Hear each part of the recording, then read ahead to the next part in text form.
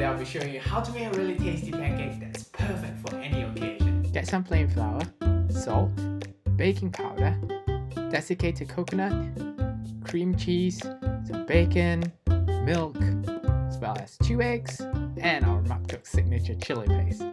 Now, you want to separate the egg yolk and the egg white first. This is because you're gonna whisk the egg white until you achieve a really stiff peak. This is actually a technique I learned from a friend, Emily.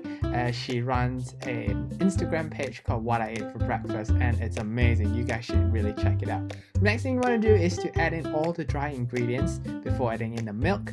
Mix them up well and add in your egg white and gently fold them together with the batter. Now leave your batter aside while you're doing that. Let's grill some bacon in the oven. Now get a milk pan and then melt your butter before adding in the batter. Make sure to close the pan to allow the pancake to gently cook and to actually rise a little. Now I'm using a milk pan here to create our pancakes because it's the perfect size for it. I'm using a milk pan is also because it's easier for me to flip the pancake, and as you can see, it creates a nicer overall pancake. Oh, just see how fluffy and delicious they look.